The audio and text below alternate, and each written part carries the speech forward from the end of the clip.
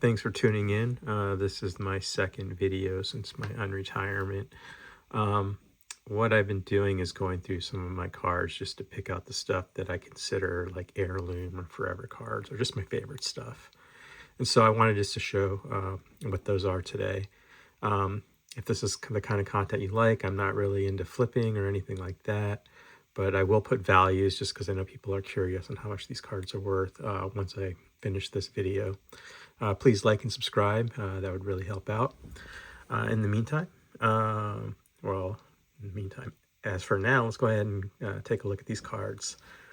My first card that I purchased raw was due to a friend of mine telling me this card existed. I bought it for like 300 bucks a couple of years ago when it first came out.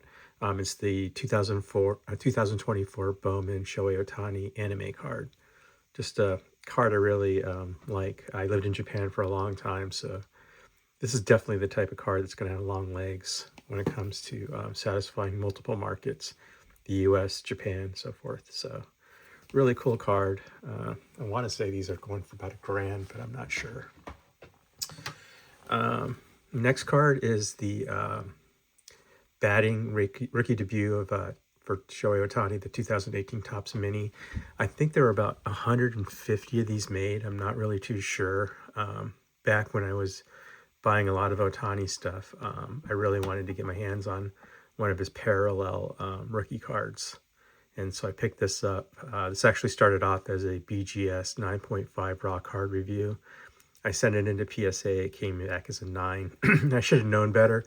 I actually sent it to PSA while it was still in the raw card review sleeve. So knowing that, PSA is pretty bad about downgrading cards because they've been through another grader. At least in my opinion, they tend to always grade down. But this is a really cool card. It really shot up in value over the last couple months. I want to say this is probably somewhere between $500 and $600, something like that. And then I also have his flagship rookie, the number 700 in his mini. This is a 9. I bought it raw off a Comp C for like $200 a couple of years ago. This is probably selling for somewhere in the neighborhood of 700-ish. I would guess, at least in a CGC 9. It's probably worth more in a PSA 9, but because I like my PC cards and CGS slabs, I'm going to go ahead and keep this one in there. Next card is my only Japanese rookie that I kept in my collection. This was the 2013, or is the 2013 BBM Classic card for Shohei Ohtani, his rookie. I think I picked this up for about 150 bucks, maybe 2 years ago. I have no idea what the value is on these right now. I tend to see like 7s and 8s listed for around 400, so I'm gonna guess it's about a $400 card, but we'll see once I actually pull up the site where I get all my prices from. Next, I got my Brady cards. This is my favorite Brady card, actually. It's the 2002 Topps Pre-Production Tom Brady, PP4. There's a couple notable differences between this and his regular card. First of all is the referee in the background is wearing a striped shirt. On his regular Topps card, they changed it to black, I believe. So they filled that in. And then also on the back, there's an error with the number of interceptions that he had in his first season. It says 6 interceptions. That got corrected. Should be 0, I believe. Could be wrong, but I think it was 0 interceptions his first year. These are pretty rare, and as far as I know, that this is the highest grade copy. I got 2 more 9s, PSA 9s of this card, as well as a raw one, so I really put some money into this. I bought this card for about 500 bucks, 600 bucks a long time ago. I know I overpaid for it back then, but hopefully it's caught up in price now. I'm not really too sure what these are typically going for. And then I have my first Tom Brady rookie I ever owned. This is the 2000 Fleer glossy Tom Brady.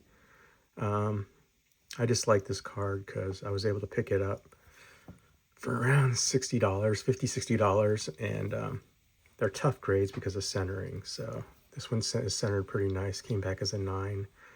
At one point, I owned over 50 of these cards, and I ended up selling most of them. I still have 4 raw complete sets. My guess is this is probably around $400 or so. And this is my first and only Tom Brady pack pulled auto.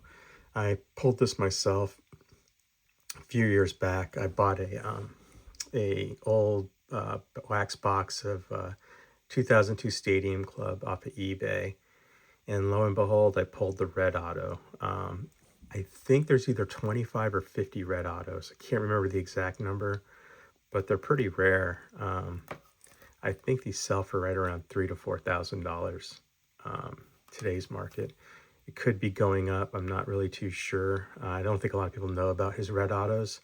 The red autos I've seen are from his Topps Heritage and Stadium Club. So I have a feeling over time that this card will probably escalate in value quite a bit just because of the rarity of the colored auto.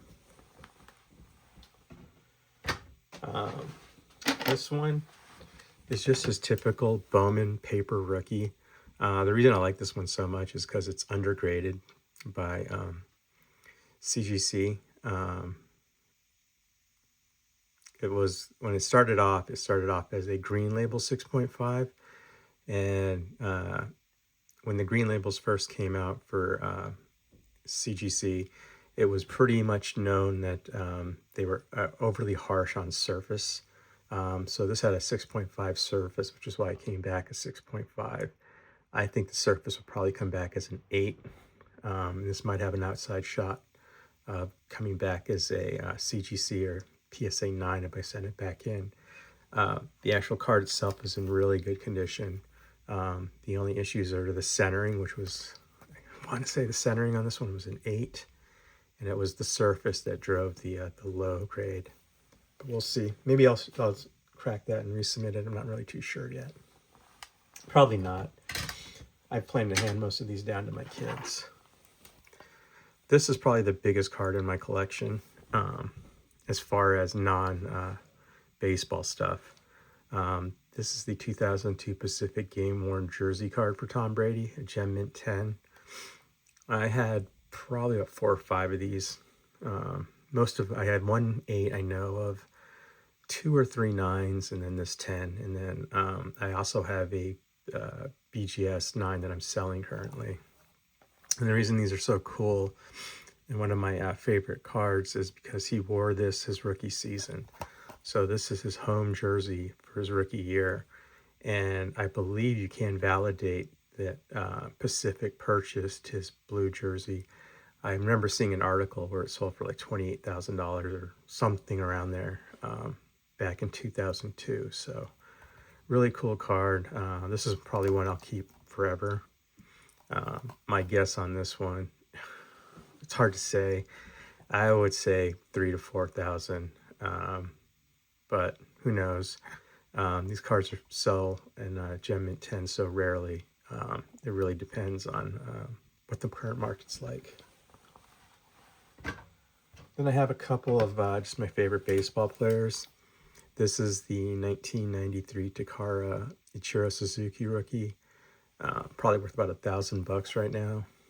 Just a really cool Japanese card where it was, it's actually a CGC. TCG card.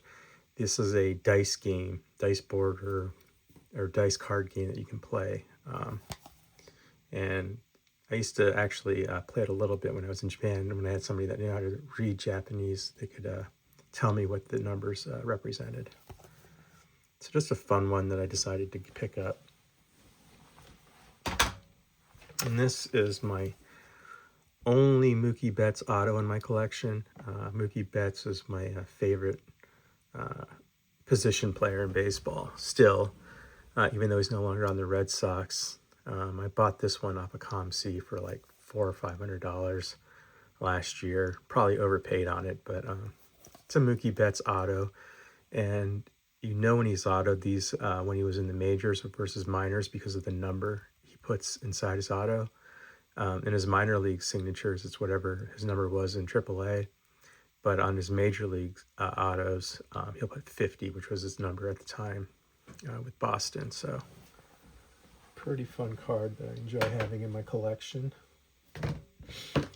This is just an oddball card that I picked up just for the fun of it. It's the 101 of Rick Grimes for his season 1 card release or Walking Dead release.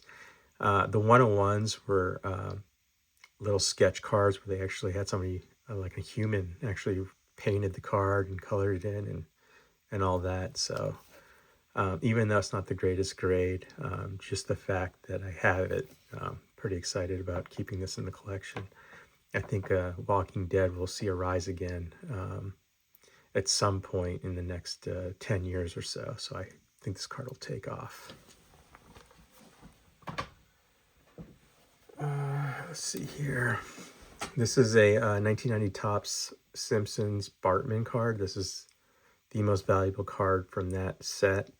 I pack pulled this one and sent it in for grading last year.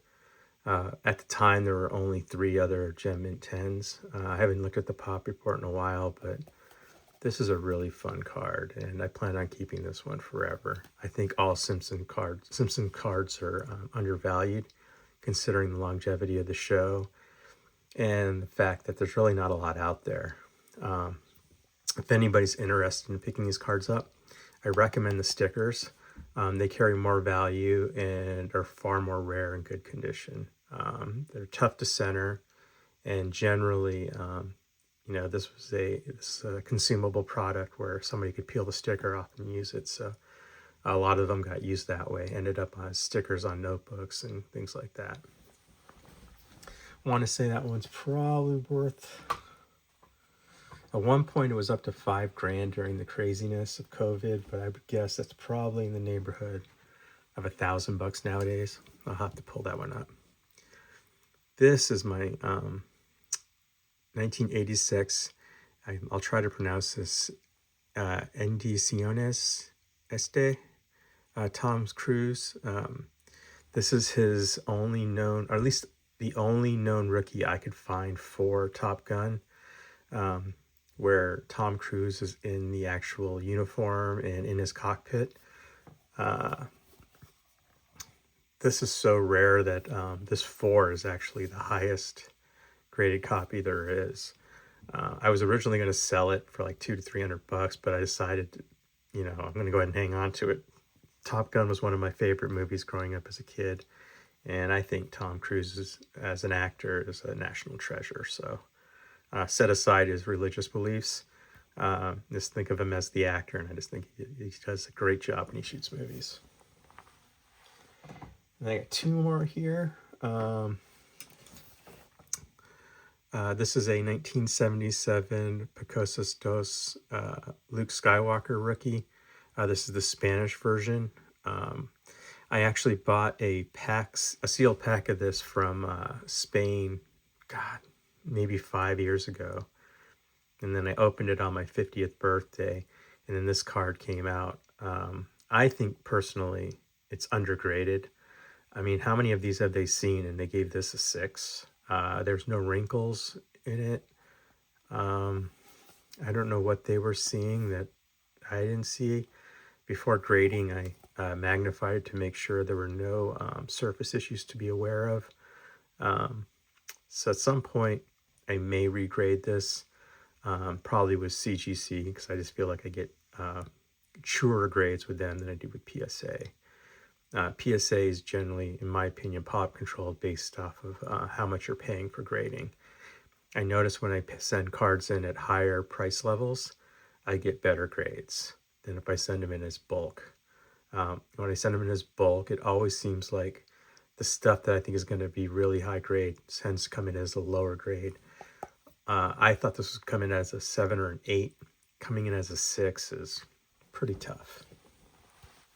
And then lastly, my favorite Luke Skywalker card, because it was my hardest one to find. This is the 1977 Star Wars Argentina Luke Skywalker rookie. There's only like a dozen of these known to exist at all, so just having one, they're pretty valuable. This is probably about $1,000 card in a one, maybe even more than that. These were glued down inside of like a sticker book, so there's no actual backs, and they are paper thin, like magazine page thin when you actually hold these in hand, so they're very fragile. So I suspect there's not going to be many more of these popping up graded, so this card will probably continue to go up in value. When I originally bought it like 3 or 4 years ago, it was $40. Now you're lucky if you can find one for under $1,000. So big win on this one. But anyway, that's pretty much all I have. Those are my favorite cards in my collection that are outside of my partial blacklist cards, which are very rare. And so plan on doing stuff like this going forward. Like I said, I'm not a flipper, so I won't be talking about cards I flip. I'll be talking about cards I generally create. So hopefully you guys will tune in. Please like and subscribe, and I'll talk to you later.